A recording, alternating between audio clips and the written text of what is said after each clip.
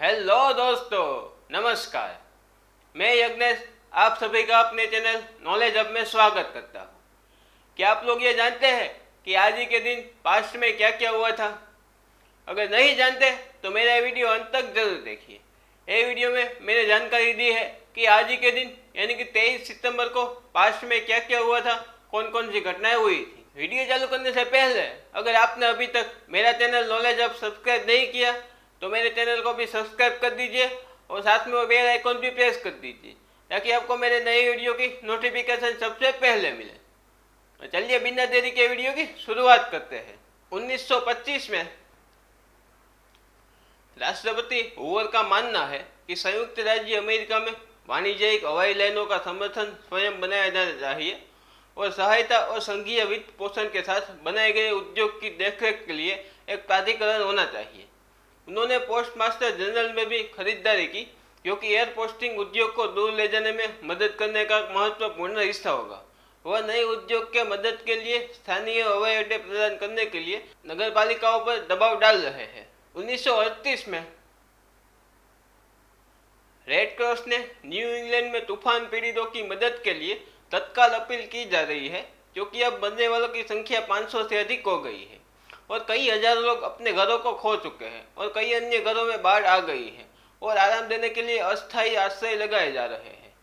बच्चे लोगों को चिकित्सा और सहायता और भोजन मिल रहा है। 1948 में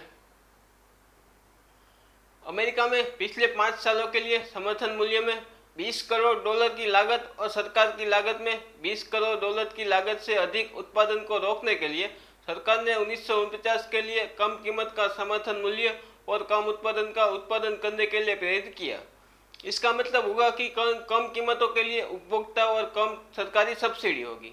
1952 में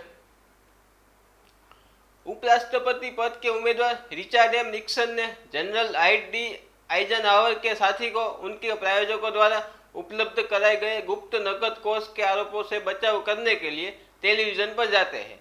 अपने बचाव के लिए अपने भाषण में उन्होंने निधि के लेखांकन की एक स्वतंत्र तृतीय पक्ष समीक्षा प्रदान की।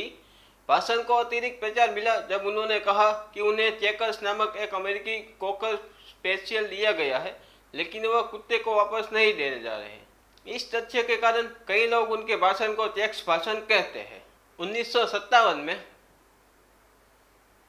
9 अश्वेत छात्र लिटिल रॉक 9 जिन्हें पुलिस ने चुपचाप यूएस सुप्रीम कोर्ट ब्राउन के तहत अरकंकास के little rock central high school में मार दिया।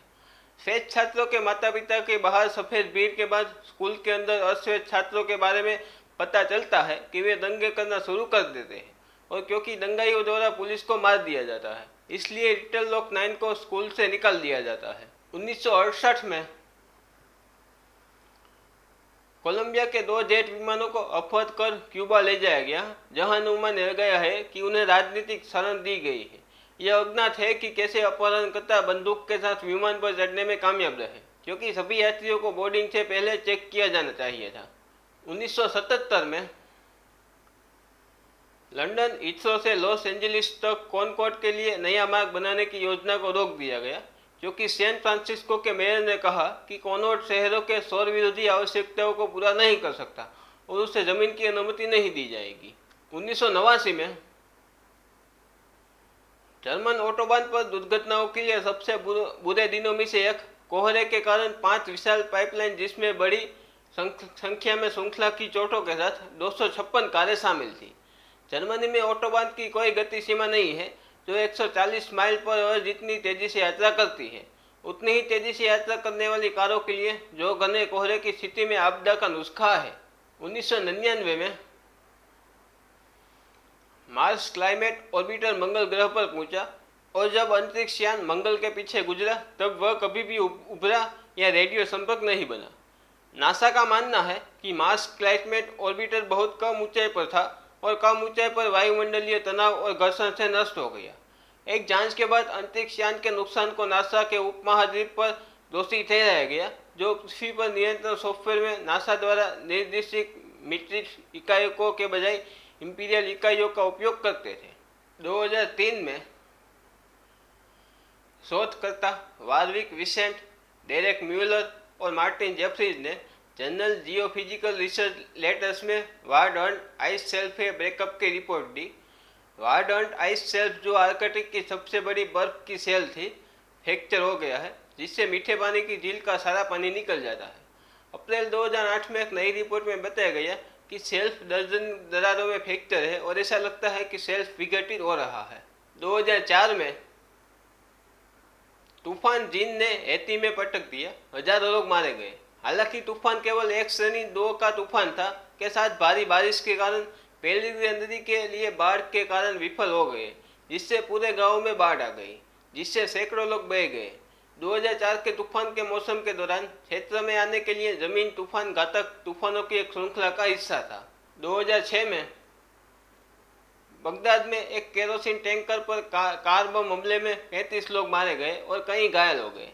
ये हमला उस हिंसा का हिस्सा है जो शिया और सुन्नी मुसलमानों के बीच रमजान के पवित्र महीने के दौरान इराक से गुजरती है। 2007 में बर्मा में भिक्षुओं ने 6 दिन पहले ही सड़कों पर कदम रखा था, इसलिए हजारों आम आदमी और महिलाएं अब सत्तारूढ़ सैन्य तानाशाही के खिलाफ विरोध प्रदर्शन में शामिल हो रहे हैं। और पूर्व राजधानी रंगून में नवीनतम रैली को 20,000 मजबूत होने का अनुमान लगाया गया। विरोध मूल रूप से ईंधन की लागत में बड़ी वृद्धि के कारण शुरू हुआ, लेकिन अब वर्तमान शासन को हटाने में केंद्रित है। अगले कुछ दिनों में संख्या में वृद्धि हुई और 25 सितंबर को सत्तारूढ़ जट्टा ने प्रदर्शनकारियों को चेतावनी दी कि प्रदर्शन को तोड़ने के लिए सैन्य बल का इस्तेमाल किया जाएगा।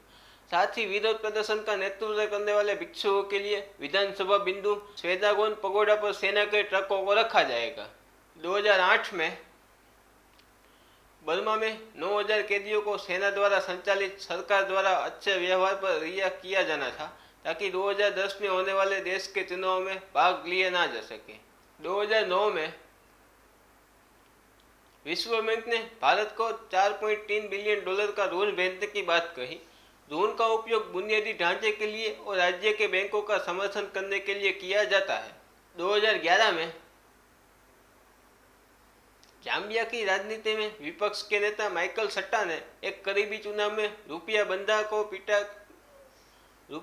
को पीटने के बाद देश के नए राष्ट्रपति के रूप में शपथ ली। भ्रष्टाचार की समस्या को दूर करने और सरकार को सुधारने के लिए सट्टा मंच पर गए और कहा कि वह अपने समारोह के बाद उन वादों को निभाएंगे। 2013 में कंबोडिया की विपक्षी पार्टी CNRP ने गर्मजोशी से विवादित चुनावों के बाद संसद के उद्घाटन का बहिष्कार किया, जिससे सत्तारूढ़ दल CPP और धोखाधड़ी और धांधली का आरोप लगाया गया था। चलिए अब बात कर लेते हैं आज ही के दिन कौन से सेलिब्रिटी का जन्मदिन आता है। आज ही के दिन कुमार सानू का जन्मदिन है, जो कि एक सिंगर है। आज ही के दिन शालिनी पांडे का भी जन्मदिन है, जो कि एक एक्ट्रेस है। आज ही के दिन प्रेम चोपड़ा का भी जन्मदिन है, जो कि एक एक्टर है। आज ही के दिन तनुजा का भी जन्मदिन है, जो कि एक एक्ट्रेस है। और आज ही के दिन अंबाती रायडू का भी जन्मदिन है, जो कि एक इंडियन क्रिकेटर है। तो दोस्तों, ये थी कुछ घटनाएं जो आज ही के दिन यानी कि 23 सितंबर को पास्ट में हुई थी। कैसा लगा आपको वीडियो, मुझे कमेंट करके ज़रूर बताना। अगर ये वीडियो आपको अच्छा लगा है तो लाइक कर दीजिए और अपने दोस्तों के साथ भी शेयर कर दीजिए। और मेरे चैनल को अभी तक सब्सक्राइब नहीं किया तो मेरे चैनल को भी सब्सक्राइब कर दीजिए, ताकि आपको मेरे नए वीडियो की नोटिफिकेशन सबसे पहले मिले। चलिए मिलते हैं अगले वीडियो में ऐसी ही कुछ जानकारी के साथ। ये वीडियो यहाँ तक देखने के लिए धन्यवाद।